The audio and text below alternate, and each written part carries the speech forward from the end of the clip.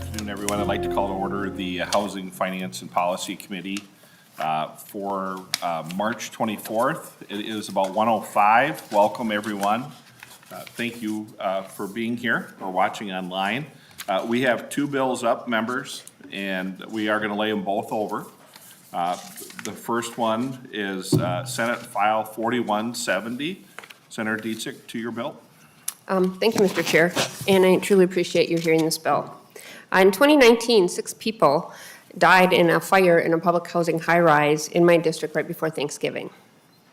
The window where that fire started is still charred outside that window, so the people that live in the community, and every time I drive by, it is a reminder of what happened. Last year, we passed a bill to require sprinklers in public housing. That bill gave public housing authorities several years to upgrade the buildings and we put money in the bonding bill that public housing can apply for to get maintenance and to help pay for the cost. A recent federal government appropriation included $2 million for sprinklers in Minneapolis public housing. But I also have some nonprofit, low-income housing in my district that does not have sprinkler suppression systems. It got me thinking, and I wondered how many other residential buildings were out there that don't have sprinkler systems, and especially those nonprofit buildings that also could use some assistance to provide safety for their residents. So in talking to the League of Cities, they surveyed their members last summer to see what they could find. And they found 21 residential buildings that fit the description of a high-rise, which is 75 feet and above, so 7 stories and above, that didn't have fire suppression systems in their buildings. These are located in Duluth, Eagan, Edina, Golden Valley, Hopkins, Minneapolis, Moorhead, Pipestone, Rochester, St. Louis Park, and St. Paul. And at least some of these are nonprofit affordable housing. And so, they are not able to just add the sprinkler system and then put that cost right onto the tenants to increase the rent. So this bill provides a grant to help cover some of the cost of the upgrades. It puts aside $5 million for grants up to $250,000 per project. It's not a mandate, it's about public safety. Tom Brace with the Fire Sprinkler Association is here with me to testify on behalf of the bill. And I also see another long list, okay. I'm sorry, Senator Okay. Dietzig, there was an error in the agenda. Okay. So I think good, we have 'cause two that surprised me. testifiers. Yeah. I was like, okay. So with that, I'll turn it over to Mr. Brace. Mr. Chair, Senator Dietzig, my name is Tom Brace. The former Washington State Fire Marshal for 10 years, and I had the privilege of serving after that 10-year period, 16 years as your Minnesota State Fire Marshal. I'm a fire safety guy that is a strong sprinkler advocate, have been for a long time. I'd like to thank the chair and Senator Dietzig for hearing the bill this afternoon. The chief author, I think, has described it very succinctly that this is an incentive and up to $250,000 per project. And I think it's worth mentioning just briefly that the $250,000 might be the incentive. The project may cost more than $250,000 to do, but it might be just enough monies, if you will, to make the project feasible and give them encouragement to do that, the nonprofit. So it's, as I say, it's worth mentioning again, this is an incentive. There is no federal money applicable, as previously mentioned, for these nonprofits. There are 3 particular concerns with high-rise. The people that live there. Many of them are elderly. Many of them have mobility challenges. If you look at fire statistics, clearly our seniors die at a disproportionate number. Number 2 is the staff that works in these structures. And number 3, and at least we not forget that, men and women firefighters who have to fight fires in these high-rise. Now, we have a wonderful fire department in Minneapolis here that did a tremendous job at Cedar Riverside. But they if you can imagine schlepping 50 to 75 pounds of gear up 14 floors, fighting a fire, then coming back down, first assisting people out. It's a real challenge, and we have the technology to prevent that risk, if you will, to the residents and to the men and women of the fire service. We want to avoid a Cedar Riverside tragedy that occurred. There are several other incentives that may not be commonly known, but in the insurance industry, if you sprinkler your building, and I'm going to use the word commercial only in the sense of more than a single-family residence, be it a high-rise residential or high-rise commercial, the rule of thumb is your property insurance can recover the cost of the sprinkler system in the 7 to 9 year range in many, many cases. So that is another incentive coupled with, but you got to put the sprinkler system in the first place. So let me, I know that time is short. We are very grateful that the efficacy of sprinklers is being recognized from an incentive sense, not a regulatory sense, but an incentive sense. And we're deeply grateful to Senator Dietzig for bringing this issue forward for discussion and hopefully passage. Thank you.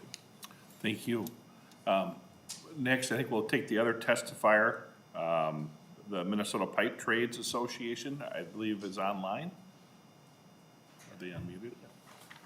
Yes, Chair Draheim, members of the committee, good afternoon. My name is David Ibarra. I'm president of the Minnesota Pipe Trades Association, an umbrella organization representing 11 local unions and more than 9,000 men and women working in the plumbing, pipe fitting, and fire protection industries throughout the state of Minnesota. I'm here today to offer my union's support of Senate File 4170. Grateful to Senator Dietzig for her steadfast leadership regarding this important public safety issue. I want to also thank you, Mr. Chairman, for scheduling this hearing, and to other Republican senators who have supported fire sprinklers in high-rise structures, including Senator Rosen, who co-authored Senate File 155, the original bill from 2021 that began phase 1 of this endeavor. This truly has been a bipartisan effort. As I mentioned, efforts to address this glaring fire safety problem began last year, the culmination of a years-long effort to respond to the tragic November 2019 high-rise fire in Minneapolis that killed multiple people. Recall what the state fire marshal noticed in his investigative report after the fire. It is the state fire marshal division's position that all high-rise buildings should be protected with fire sprinkler systems. Had this building been protected with fire sprinklers, it is the opinion of the state fire marshal division that no loss of life would have occurred. This bill represents the next step in that quest to protect all high-rise buildings. Regardless of where a person lives or their economic circumstances, they deserve proactive protection from these highly dangerous, frequently deadly fires. The same holds true for the first responders who are tasked to respond. Firefighters will tell you that high-rise fires are one of the most dangerous scenarios they face in a very dangerous line of work. We've been proud to partner with firefighting professionals to assist legislators in crafting, debating, and passing legislation to install fire sprinklers in high-rise buildings. Mr. Chairman, I understand this bill will be laid over. I respectfully urge you to include this important legislation in your omnibus bill, or another vehicle that will get this legislation across the finish line. Thank you for allowing me to testify this afternoon. Thank you. Senator Dietzig, you know, my first thought or question would be, do we have any idea ballpark what it costs to sprinkle one story in a building? So we have some idea what the $250,000 would buy the building owner? Thank you, Mr. Chair, from what I understand, and Mr. Brace might have an answer. Mr. Chair, Senator Dietzig, One rule of thumb would be about $2,500 a unit. Now, in many of these high-rise structures, there are what we call risers. Water is already brought to the floor, and you, crudely said, you tap into the pipe to bring it down the hall and into the individual rooms. So, but a ballpark figure about 2,500 per unit with day and a half interruption, and they stagger it per unit to put it in. We've heard testimony from several people that's a ballpark, but some of these partially sprinklered buildings are going to be cheaper. They may well have fire pumps. That'll reduce the price too. So look at them, if you will, as individually. It's a major step forward. If it was a huge high-rise, $1 million project, we're talking about 25 stories. $250,000 goes a long way to starting that project. Well, I might also just mention that, and was Mr. Ybarra nicely summarized it, but in your packet, you have letters of support from the Fire Chiefs Association, from the Fire Marshals Association, and also from the Fire Chief of Minneapolis, and I would just draw that to your attention for additional detail. Thank you. I was just going to mention that. I'm sitting right here. And thank you to those people that submitted letters, and members, please take some time to look at them. And then the last question I have is why the piece in here that at least one story with occupants? You know, if we have 21 buildings, I would assume across the state that $5 million is not enough to do all 21 buildings. Thank you, Mr. Chair. So at least one story used for human occupancy is above that 75 feet. And so that's the threshold of where the fire equipment can't get. So that's where that 7-story is. So if they're, 6 stories and below, the fire department with their equipment can usually reach there. It's the, 7-story to the 2 buildings in my district that are nonprofit are the 25-story buildings, and I've been told they cost about $1 million to retrofit that about. They were going to try to be here, but due to a conflict, couldn't be here. They said, on behalf of some of these nonprofit developers, any amount is helpful. And any other questions, members? Senator Deems. Well, thank you, Mr. Chair, and to the gentleman testifying. So most of these buildings are a lot of these buildings are older buildings. Do they have the standpipe and hose system in them now? Mr. Chair, Senator, the answer would be yes, but you'd have to check individually, and we have been working individually with fire departments around the state. One of our team members, Tim Butler, a former fire chief of St. Paul, has been personally calling a lot of these people, trying to determine that. It appears, data-wise, that fire departments, this may be a little ethnocentric, but fire departments seem to have some of the best information of that level of detail. But in most cases, there's a riser, if you will. But I don't want to leave the impression they're all have high rise. Thank you. Risers. Any other? Senator Rosen. Thank you, Mr. Chair. Is someone here from the agency? Mr. Kitzberger, I believe, is here. Could he come up and I have a few questions for him? Oh, he's Senator online? Rosen, I believe he's online. We'll Okay. see if he's available. There he is. Mr. Kitzberger?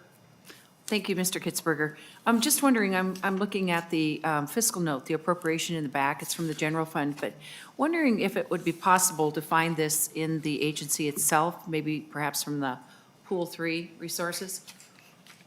That would be a consistent funding going forward? Mr. Kitzberger?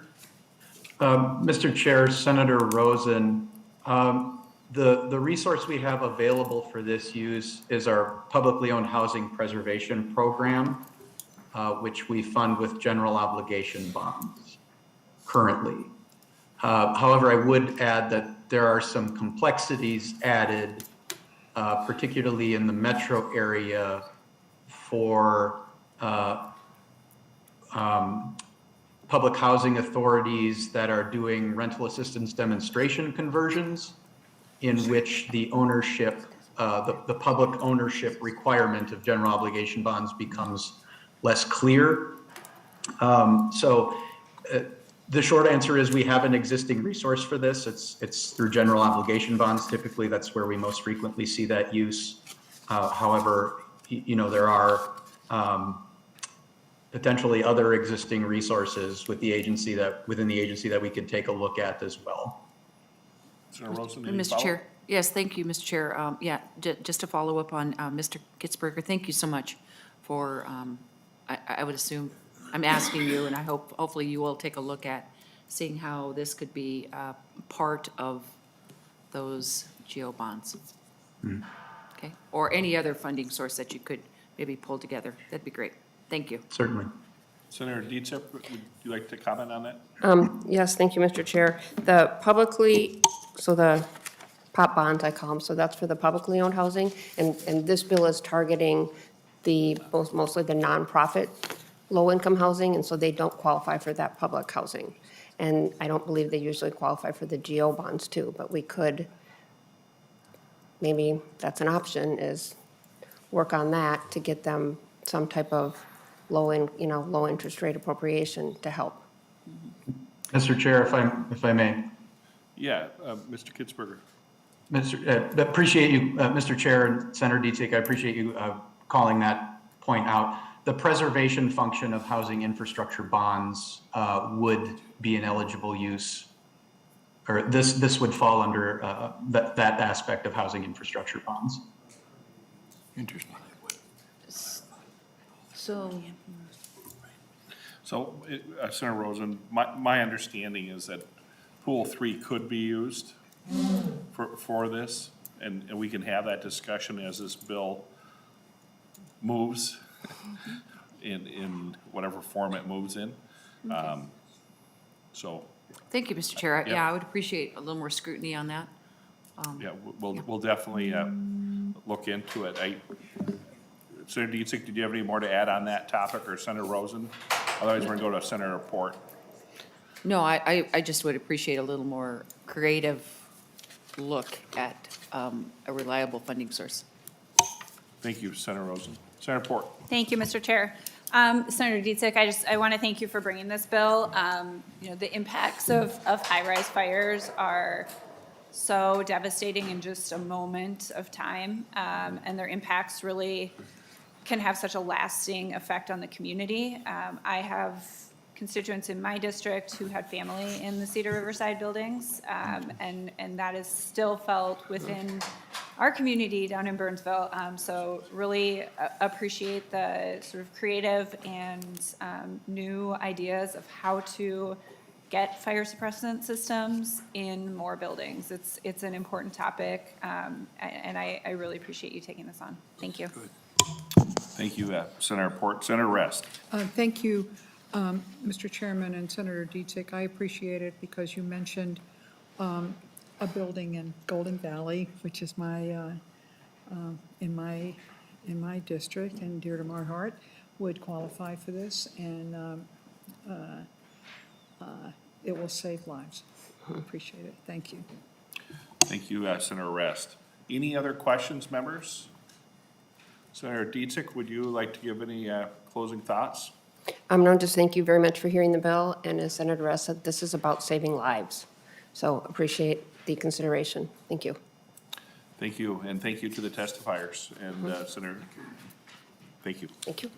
Next up, we have Senate File 3994. It is the Housing Program Eligibility Modifications and Appropriations. I believe Mr. Kitzberger is going to lead us through the bill. And I'm just going to stay here and chair the committee unless Senator Duckworth really wants to. Breaking my heart, Mr. Chair. Okay, I figured. So, Mr. Kitzberger, Go ahead, please state your name for the record. Sure. Well, thank you, Mr. Chair and members. My name is Dan Kitzberger. I'm the Legislative Director at Minnesota Housing, and I will just be stepping through the bill section by section as it's before you and giving a brief explanation of the contents. And I just want to thank you, Mr. Chair, for carrying the bill and then also being willing to hear it and consider it during committee. With that, we can start with Article 1, Section 1. That's the appropriation section, clarifying that the amounts contained in the bill are added to existing bases in law. Section 2 goes on to note each program where the governor is recommending an increase. So Subdivision 2 is the appropriation and the base increase for the economic housing, economic development and housing challenge program, or the challenge program as most people know it. Subdivision 3 is the Greater Minnesota Workforce Housing Development Program appropriation, and including the base funding in fiscal years 24 and 25.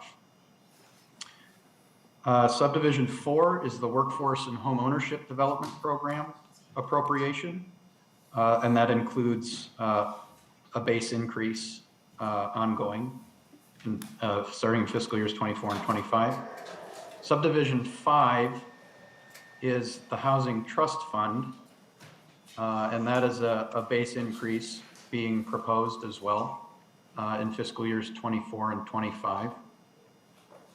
Subdivision 6 is the base increase for the Homework Starts with Home program, and that's also where we're proposing an expansion of eligibility, and I'll talk about that a little more in Article 2. Subdivision 7 is the Family Homeless Prevention and Assistance Program proposed increase. And as part of that, in paragraph B, you'll note there is a one-time appropriation in fiscal year 23 of $5 million for a landlord risk mitigation fund. So we're proposing that come as part of the appropriation to the Family Homeless Prevention and Assistance Program. Subdivision 8 is a new program being proposed by the governor, and that's for community stabilization, or as many know it, naturally occurring affordable housing preservation for both multifamily and single-family homes or owner-occupied homes. And I will also talk more about that one as part of Article 2. If we move on to page 4, Subdivision 9 is another new program. However, it's a one-time appropriation of $10 million. This is flexible financing for capital costs. So this is where, in the event a developer who's applying to us for funding runs into cost overages between their award and actually going to construction, this is where we can help to fill some of those gaps that arise. Subdivision 10 is an appropriation, a base appropriation for the Homeownership Assistance Fund. So that's for down payment assistance for first-time home buyers. Subdivision 11 is a new program being proposed, and that's for strengthening the supportive housing model. So that's for providing funding for ongoing recurring operating expenses for supportive housing that aren't met by other sources of funding currently. And that is a base appropriation as well. And at the top of page 5, section 3 is an appropriation for the Department of Human Rights in fiscal year 23. And that's for costs associated with a source of income discrimination protection being proposed by the governor as well, and that would require some additional staff capacity in the Department of Human Rights to investigate those claims of discrimination. Moving on to Article 2, Mr. Chair, if that's okay, if there are no questions on Article 1, or we can stop there, or we can obviously stop at the end for questions too. I think we'll wait to the end for questions. Okay. We'll let you get through it all if that's okay. Sure. Article 2, Section 1, Section 2,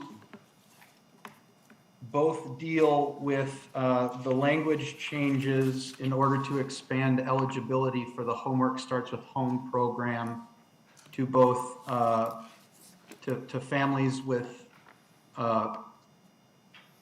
children who aren't yet in school, or and then also for expecting families.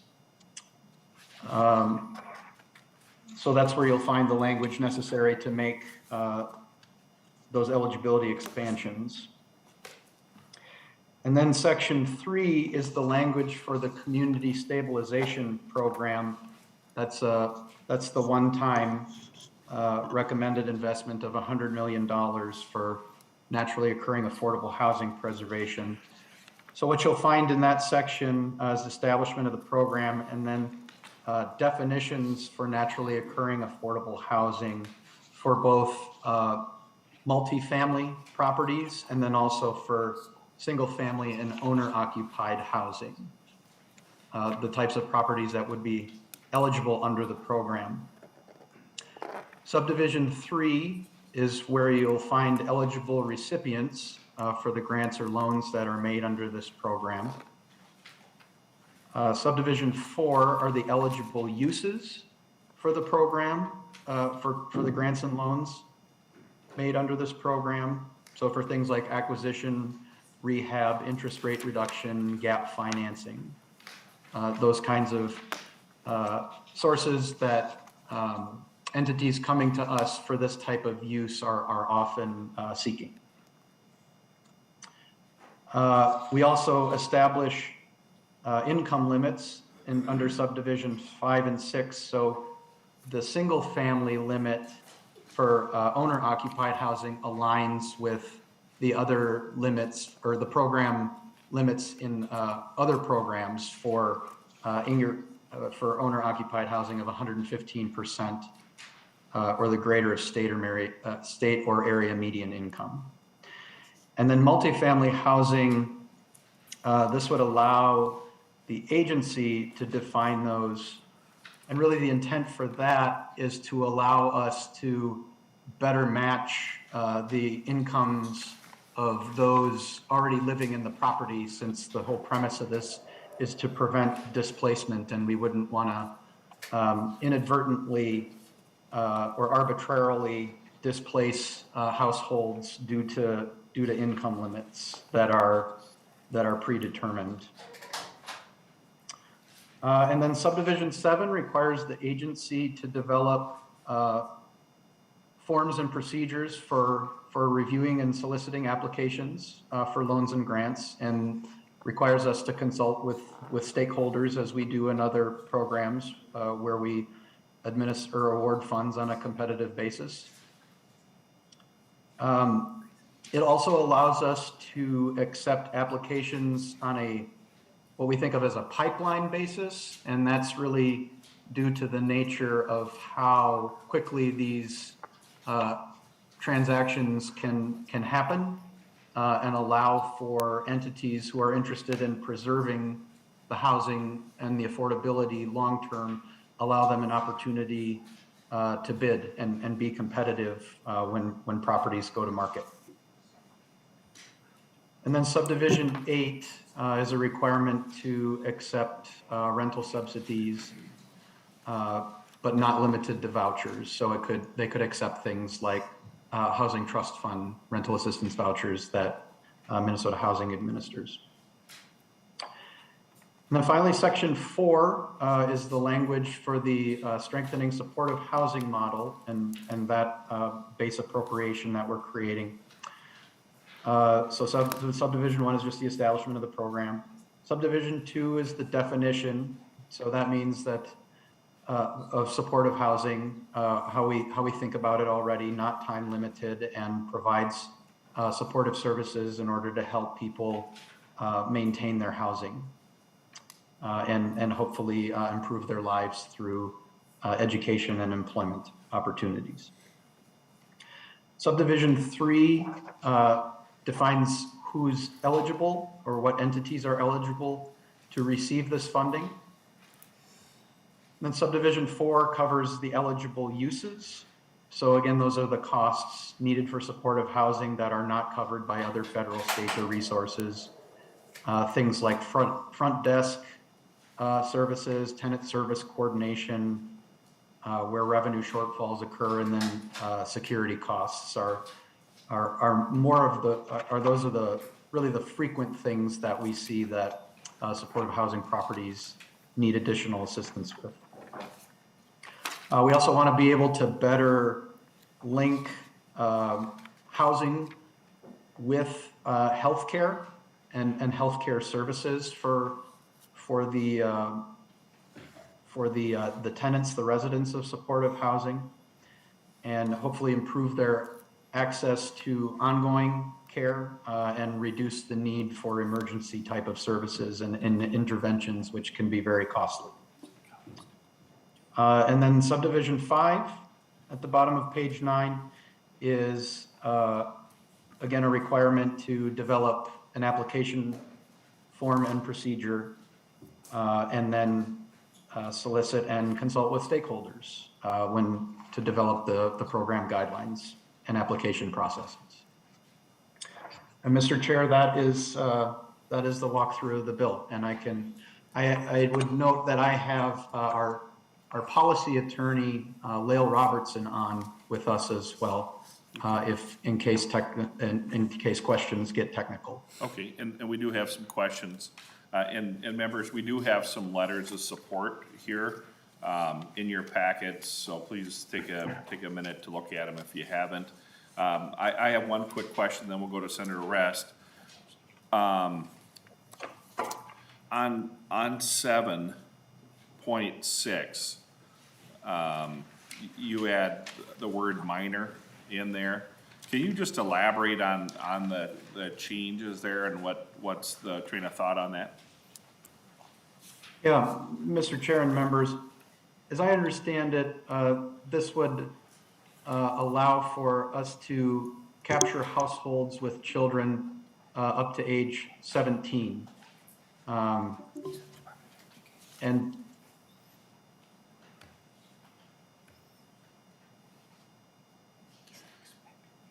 I think is the intent behind that. So just to make sure that these are maybe school-age children, due to their high mobility, may not be regularly attending It's schools. school. So not just school-age, not just school children attending school currently. And I see we do have someone on from ND that'll be testifying in a moment.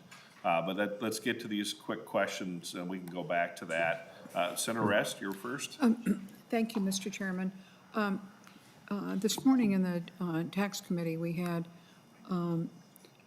a rather confusing but enlightening discussion over the characterization of rental assistance with regard to whether it is considered household income, which is a term of art in the Tax Committee.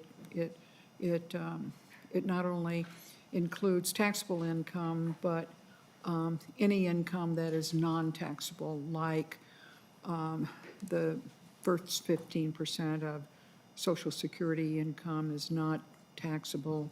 It's considered part of household income because it is part of resources available to a taxpayer. And that term is often used to indicate eligibility, the level of eligibility for a number of tax credits and or programs. And we were not able to totally find out where the authority for making that designation was. And so I'm seeing these terms about rental assistance here. And it matters to a taxpayer because if the rental assistance that's paid to a landlord is by extension considered income to the renter, then it may bump them out of a renter's credit program. If it's not, and I don't know whether it's a federal definition or merely a Minnesota one, then there's a different opportunity. And I wonder if Mr.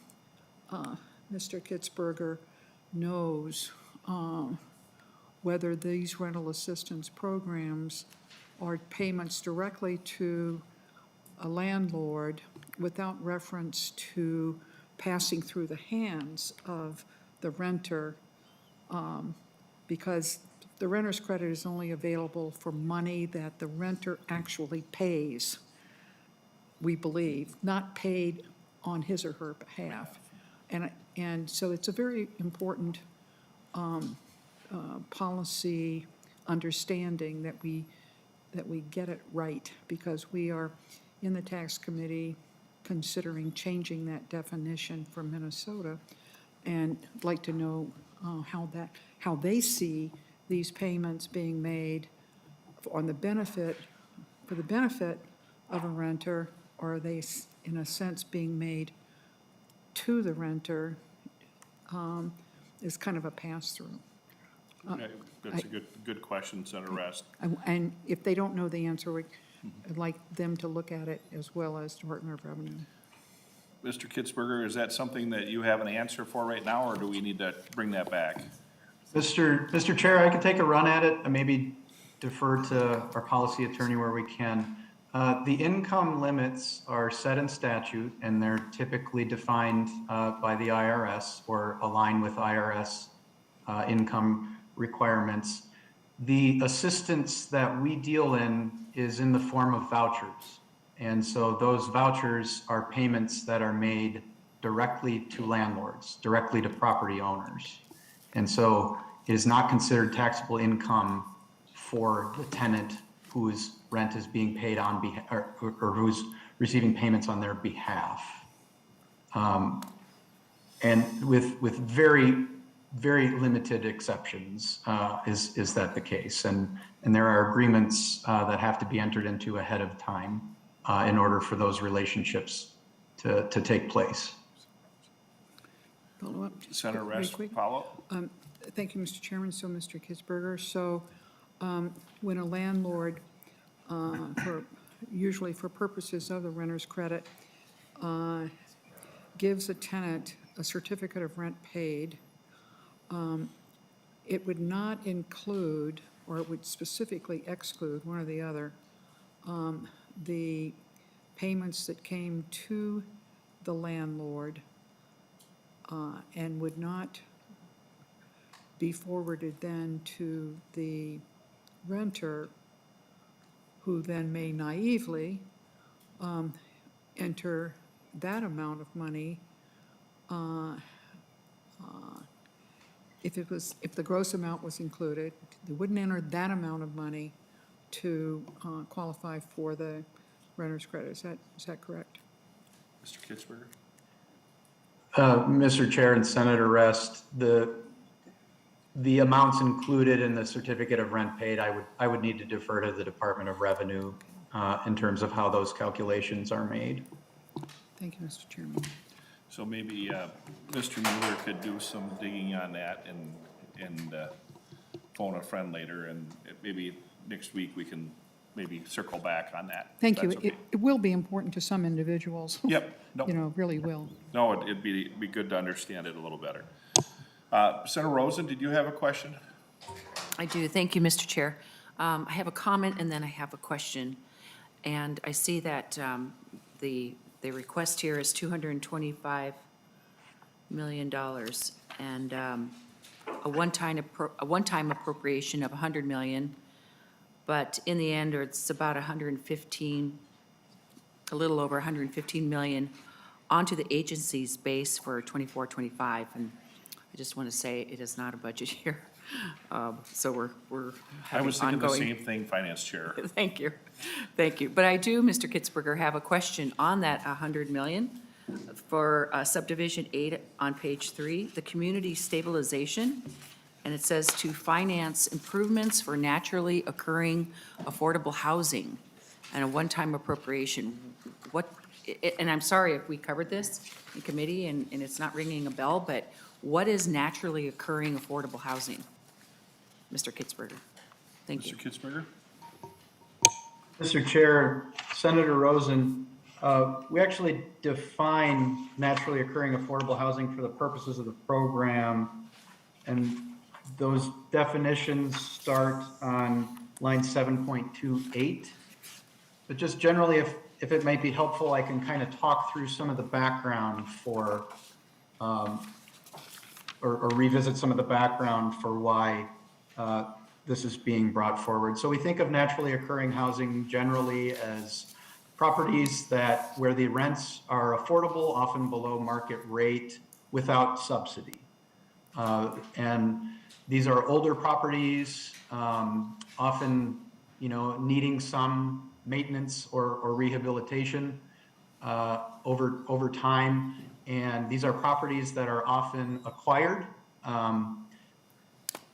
traditionally more on the multifamily side, but more recently, single-family homes, owner-occupied properties that are being acquired and converted into rentals.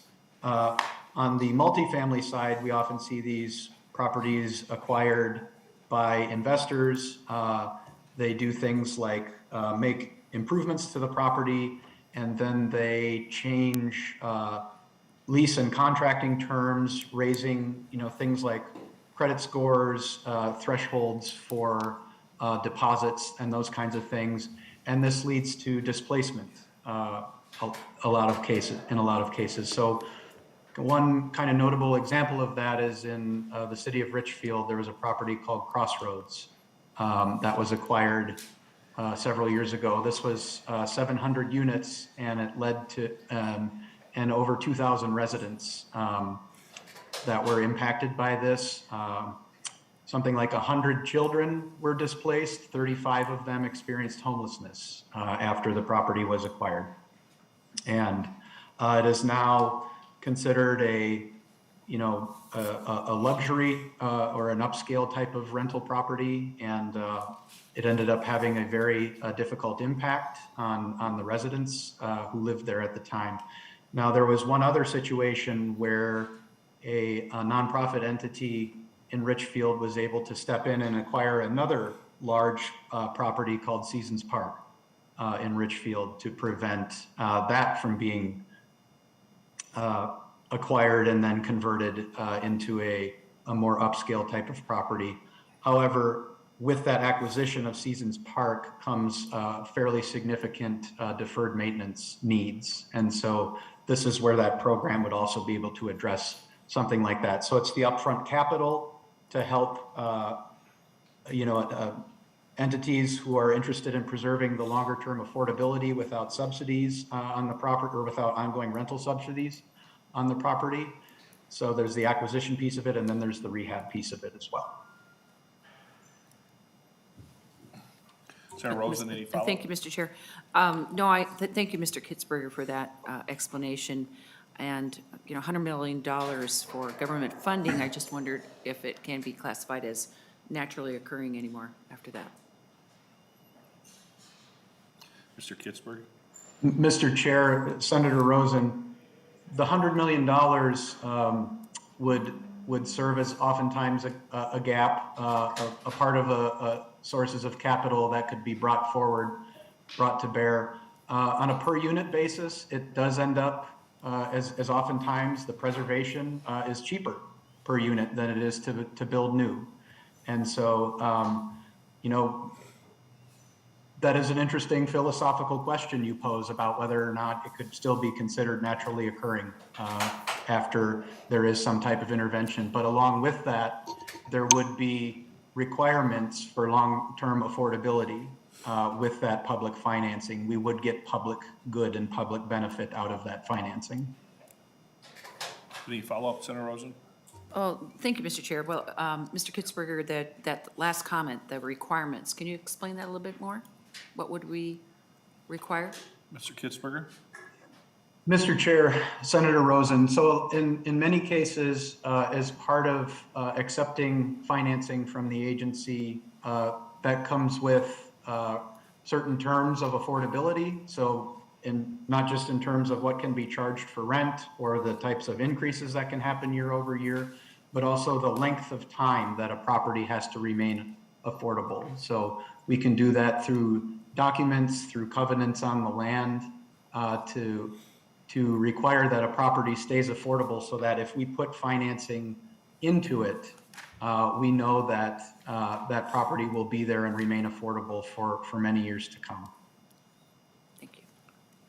So, Mr. Kitzberger, then that would be defined by the agency and require some Section 8, correct?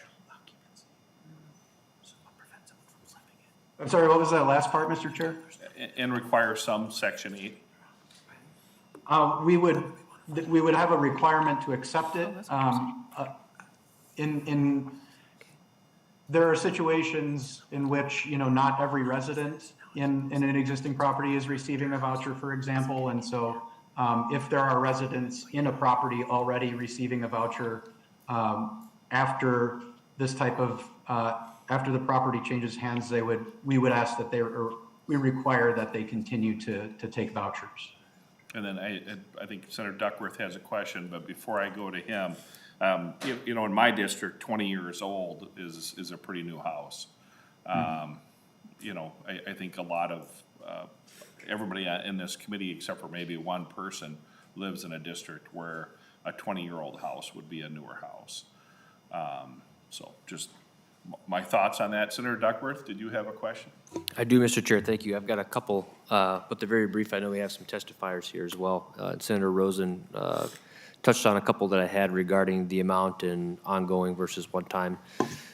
This is my first go-through between a budget cycle and then a follow-on or supplemental request as well. So for context, can Mr. Kitzberger or somebody just remind me how much we passed last year regarding housing budget? Mr. Kitzberger? Mr. Chair and Senator Duckworth, and I'll maybe ask Mr. Mueller to give the thumbs up or thumbs down after I respond, but I believe last year was a $10 million one-time increase, which brought the agency's overall budget to about $125 million for the current biennium. Thank you. Mr. Chair, I'm sorry. So is the 225 million in the supplemental bill in addition to that 125, or is it just taking that 125 to 225? Mr. Kitzberger? Mr. Chair and Senator Duckworth, it is in addition to, however, as was noted, 100 million, over 100 million, 110, is it 110 million of it is one-time funding for the upcoming buy-in? Mr. Mueller, I'd just ask if. Mr. Mueller? Mr. Chairman and members, the way I'm tracking it is, yes, there was actually another $200,000 item in the governor's latest supplemental budget for a homeless task force. So the total ask for fiscal year 2023 is $225.7 million. And then the ongoing amount would actually be about 92 million per year, or 184 into the tails. But the way I look at it, it's 92 million per year. Their current base budget is 57.8 million. So the additional ongoing amount would not quite double, but pretty close to that. Thank you, Mr. Mueller. Senator Duckworth, did you have a follow-up? I do have a couple more Okay. quick ones. It's quite the supplement. As we look at the dollar figures that are being proposed, and it's okay, Mr. Kitzberger, if you don't have the answer to these questions offhand. I'm just posing them, and maybe we can circle back to them at some point, or maybe somebody else on the line can answer these too. how many new housing units can we expect or are projected to be created when we're talking about a supplemental budget to this, in this amount? Mr. Kitzberger. Mr. Chair, Senator Duckworth, if I remember correctly, the commissioner may have covered that in her overview of the budget recommendations, and I would need to go back and revisit those numbers, but we can certainly get that to you. Follow-up? Just one more, Mr. Chair, and thank you, Mr. Kitzberger, that's fair. The follow-up question I would have for that then is, how many, based on these numbers, can we expect will be rehabilitated or restored units, meaning adding to the inventory to help combat the supply issue that we're experiencing, which is putting pressure on everybody and affordability in general? Thank you. Thank you, Senator Duckworth. So, Mr. Kitzberger, if we could get those next week, that would be wonderful. Certainly, Okay. Mr. Chair, we can do that. I appreciate that. I believe Senator Rosen did have a follow-up. I did, thank you, Mr. Chair. And Mr. Kitzberger, I'm still kind of zeroed in on this 100 million. Is there anything in your bill that guarantees that it stays affordable on this naturally occurring occupancy? And, you know, what, is there any stopgaps to make sure that they don't go and flip the house or do something different with it Mr. Kitzberger? after we invest all this money? Yeah, Mr. Chair, Senator Rosen, I would refer you to, it's on page 8, line 8.25. So subdivision 6 is where you'll find the affordability requirement that we define as the agency. Senator Rosen? Mr. Chair, yeah, so subdivision 6 is for multifamily. Is there anything, any guarantee for the single family? Mr. Kitzberger? Mr. Chair, Senator Rosen, the owner-occupied portion, we do have an income threshold of 115%.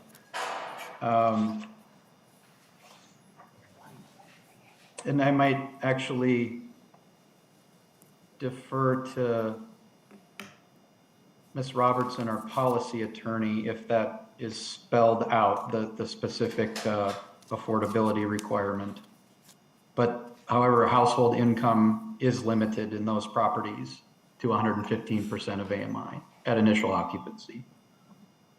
Senator Rosen, are you, No, it would, I see. well, I'm not sure quite where to take it from here, Okay. Mr. Chair. I think your question was more of how long do they, you want to make sure if we're going to invest this kind of money into the housing, it's going to stay affordable housing for Absolutely. years. Right. And so we need some guide rails on that. Mm-hmm. But Ms. Robertson, it's on the camera here. Did you want to interject? Chair Draheim, Senator Rosen, thank you very much. All I wanted to say is that if the language is not covering that, we'd be happy to explore language to put those guardrails around single family in the same way that we intend to do it with multifamily. Thank you, Senator Rosen, and thank you, Ms. Robertson. My last question before, unless any other members have questions, I'd like to get to the rest of the testifiers. I think it's important we hear from them. But I really didn't see anything on housing infrastructure bonds in this bill. Any comments on that, Mr. Kitzberger? Mr. Chair and members, there is a separate capital request, I think, that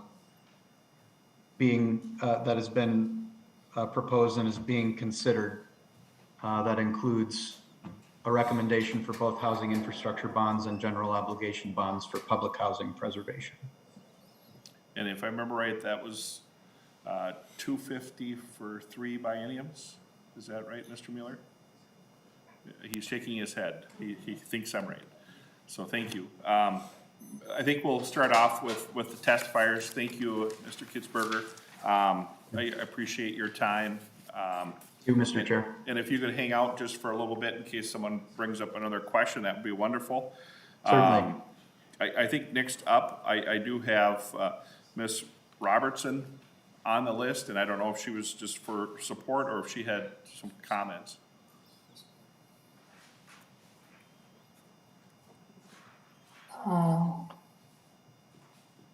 Sorry, it's taking me a minute to get my camera up and running. I am just here for support, Chair. I am not here to testify. Thank you. Okay, thank you. I appreciate that. Next up, we have Better Futures, Minnesota. Yes, good afternoon, Mr. Chair and members of the Senate Housing, Finance, and Policy Committee. I am Alex Frank, Interim CEO for Better Futures, Minnesota. I'm joining you all today to express our support for the appropriation to strengthen supportive housing, which is part of SF 3994. Over the past 15 years, our nonprofit has provided services for formerly incarcerated men in the areas of housing, job training, employment, and counseling. We strive to create an environment where our men can become the best versions of themselves and productive citizens. We believe a key component to providing a safe environment is our 24/7 front desk staffing. Our front desk staff help regulate access to the building and manage curfews. Also, their 24/7 presence helps the fathers in our building reconnect with their children because caregivers are more comfortable with allowing children to visit and stay overnight when their building access is limited and regulated. In conclusion, we believe there's a direct link to reduce recidivism when formerly incarcerated men are provided safe, clean housing and allowed to reconnect with their children. 24/7 front desk staffing is not cheap, and any help would be appreciated. Thank you, Mr. Frank. Next up, we have the Director of Government Relations for Minnesota Department of Education. Mr. Chair, thank you. My name is Adosh Uni, and I'm the Director of Government Relations for the Minnesota Department of Education. And thank you for the opportunity to testify on SF 3994 today. On behalf of the Department of Education, I would like to provide our full support for the $10 million annual allocation to the Homework Starts with Home program. On any given day, around 8,000 school-age children are identified as homeless or highly mobile in school districts across the state. This impacts more than 1,400 schools in 300 school districts that cover 77 of Minnesota's 87 counties. The research is clear that serving the whole family and providing wraparound supports and services that are comprehensive in nature is critical to produce the kind of long-term outcomes and benefits that early childhood services can provide, including housing supports. In many early learning programs, children experiencing homelessness are categorically eligible and or prioritized for services. Just over 1/4 of early learning scholarships are awarded to a child who has or is currently experiencing homelessness, and about 1 in 12 children accessing Head Start are reported to be experiencing homelessness. These programs are often first support systems for families that identify a family's housing instability. In that way, they can be a critical point of connection and referral for the families that they serve. Unfortunately, with how much demand exists for programs to address housing issues, there is often not a resource available that can partner with these early childhood programs to address the underlying housing issues. That's a gap that we see and an opportunity to help support families by creating connections between early childhood and housing programs. Partnerships where each partner can bring their own expertise, such as those developed through this Homework Starts with Home proposal, are critical to meet the needs of the whole family. In a preliminary evaluation of the Homework Starts with Home pilot, 90% of families acquired stable housing. Those participating in the program had stabilized school attendance compared to those not participating in the program, and annual parental income increased. That is why the investment to expand the base budget of the program from $1.75 million to $10 million per year in SF 3994 is so crucial. Priority for the new funding will be to serve younger children and pregnant families experiencing or at risk of homelessness. And this investment with this expansion of funding, as well as expansion to new families, will reach an additional 1,425 families each year. Again, thank you for the opportunity to testify on behalf of MDE in favor of the Homework Starts with Home proposal in SF 3994. Thank you very much. Next up, we have Homes for All Coalition. Good afternoon, Chair Draheim and committee members. My name is Dave Anderson. I'm Executive Director of All Parks Alliance for Change, as well as one of the newly elected Homes for All co-chairs, along with Rhonda Otteson with the Minnesota Coalition for the Homeless. I come before you today to testify to the needs that Homes for All sees throughout the state. With the historic surplus presented to the state of Minnesota, there is also a historic opportunity to address these needs. We urge you to invest in Minnesotans, and this session, Homes for All has joined in the request for an investment of at least $2 billion in housing and homelessness responses. We applaud the governor for the investments in housing and homelessness that have been recommended in his proposed budget, including the following programs that appear on the Homes for All agenda: housing infrastructure bonds, general obligation bonds for preservation of public housing, and community stabilization for naturally occurring affordable housing down payment assistance. We also applaud the governor for including continued funding for critical programs that have historically been on the Homes for All agenda, including the Challenge Program, the Family Homeless Prevention and Assistance Program, Homework Starts with Home, and the Supportive Housing Model, among others. Homes for All does, however, want to draw attention to important funding priorities not found in the governor's proposed budget, including bridges, the Bring It Home Minnesota campaign, Lead Safe Homes, the state match for the local housing trust funds, and proposals related to manufactured home rehabilitation and replacement, and the Manufactured Housing Community Redevelopment Program, a program that supports addressing significant health and safety problems in manufactured home park communities. Homes for All also wants to call attention to the urgent and continued need for emergency rental assistance. Since the January 28th closure of Rent Help MN, a program that stabilized housing for thousands of Minnesotans during the worst of the pandemic, there has been a 20% increase in calls to Homeline's statewide tenant hotline related to eviction, displacement, notices to vacate, and the need for financial assistance. And in just the last 2 weeks, there's been a 34% increase in eviction filings. Emergency rental assistance remains a critical need, especially in our BIPOC and low-income communities. We want to thank this committee and the governor for the work you're doing. We ask you to please take advantage of this historic opportunity to, as others have said, go big so everyone can go home. Thank you very much for your time. Thank you, Mr. Anderson. I guess I just had one. You mentioned manufactured homes, and I know your coalition is working on that. And just, looking at the bill, there's $100 million for the NOAA program, but I didn't see anywhere where that was mentioned, manufactured homes or parks. Any thought on that? Is that your interpretation of the bill also? Well, we were certainly hoping for increases and in particular targeted areas that there are existing infrastructure grant program funds and rehabilitation funds, but as I believe you're well aware, Senator Draheim, those programs have been oversubscribed, and there's a significant need for more resources. So there was certainly an interest in seeing support for proposals that had been put forward for increased support in those areas. Thank you very much. I see a hand. Mr. Kitzberger, did you have any comments on that? Mr. Chair, members, I would just note that manufactured home park preservation, acquisition, infrastructure are eligible uses of things like housing infrastructure bonds, the workforce home ownership program, and the challenge program. Just not of the NOAA program in this $100 million section, right? I do not, I believe that is,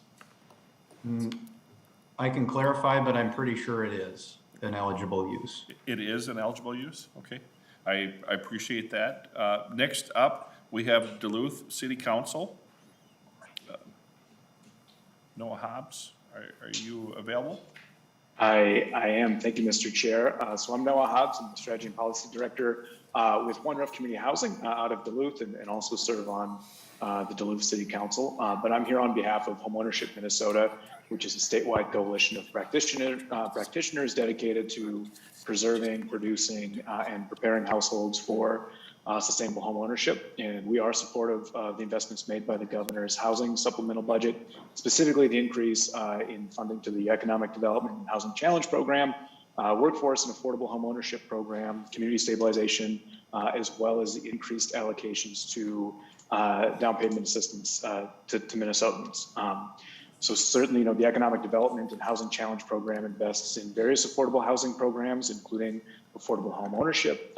Historically, the Challenge Program has put in about 100 new units per year in home ownership production. And this bill obviously creates, about 1,225 over the next 3 years in the way that One Roof, which serves from Duluth to Cloquet, all the way up the North Shore to Grand Marais, and in between there, we've used it historically for community land trust model, both acquisition and rehab of dilapidated properties, as well as some new build, which then creates permanently affordable units for homeowners, and that's how we've used it. Others have used it in a similar manner or other ways. We're also really supportive of the Workforce and Affordable Home Ownership Program. It's been funded at low levels in the past and hasn't had a significant impact in supply creation, but this increase certainly helps with creating a reliable source of funds for affordable housing nonprofit developers such as One Roof to be more aggressive in how we pursue to tackle the housing needs within our community. So that's really helpful to organizations such as ours to increase production and also think bigger and not necessarily just go after 1 or 2 or 4 or 5 properties every year or every other year.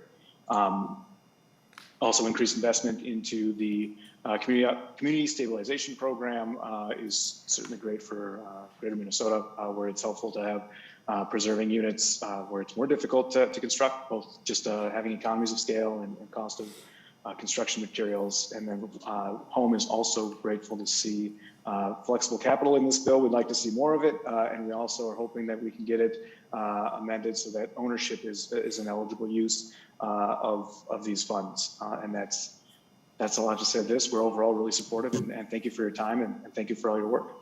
Thank you for your testimony. Next up, we have Greater Minnesota Housing Fund.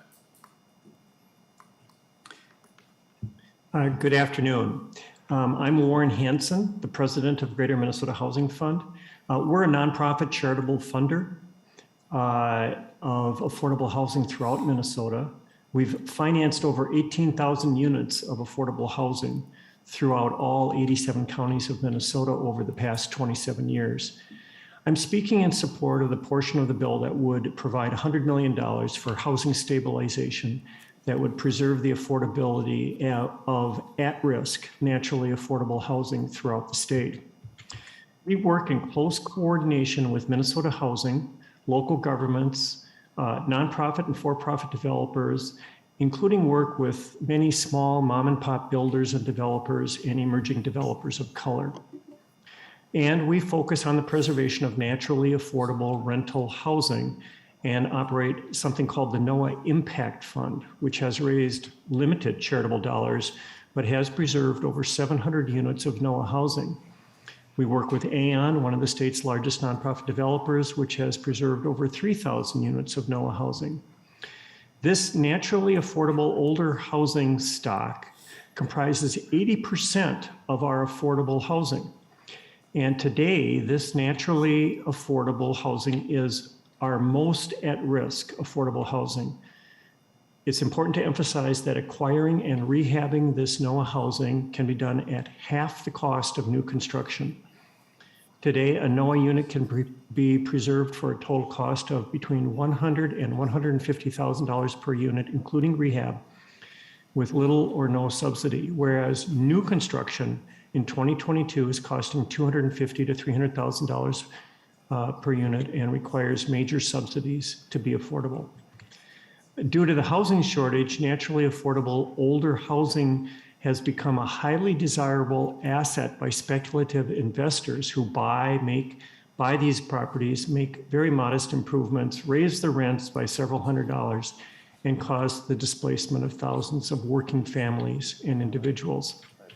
As a result, this loss of affordable older housing stock effectively shrinks our affordable workforce housing supply and has negative impacts on low-income families, and individuals, on employers, and on our state's job growth potential. It's useful to note that NOAA preservation is still viable as an option for Minnesota, given our tight housing market, but such NOAA preservation is already financially out of reach in markets on the east and west coast where speculation and rising housing prices have essentially made NOAA housing unaffordable at this time.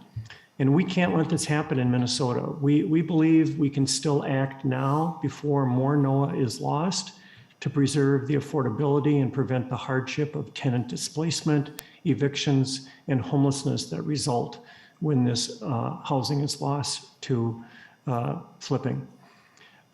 This NOAA preservation bill will provide much needed gap financing on a consistent and predictable basis. That's really important to the housing community in order to make progress on this agenda.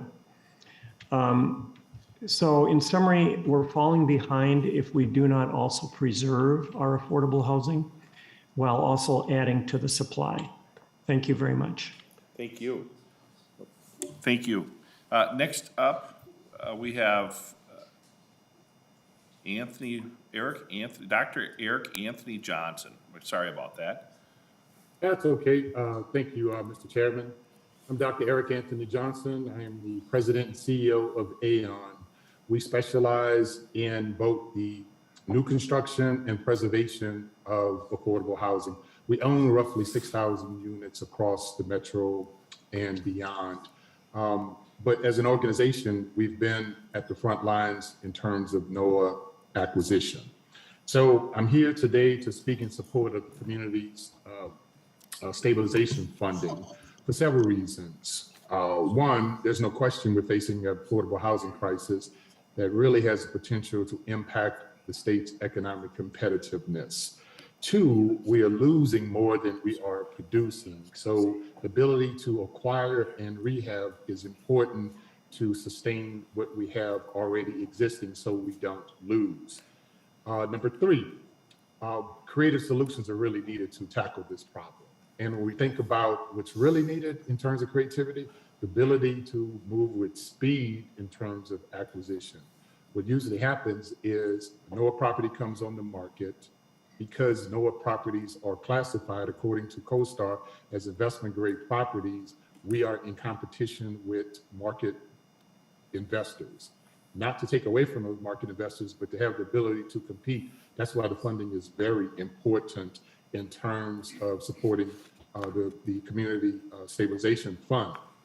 So with that in mind, I just want to really echo what others are saying in terms of the need for NOAA funding, but to encourage the Senate to consider, as part of its housing priorities, NOAA funding, because it can actually help us tremendously to be able to respond to this growing need in terms of affordable housing, and more importantly, make sure the state doesn't fall behind in this economic competitiveness because of this housing issue. Thank you very much.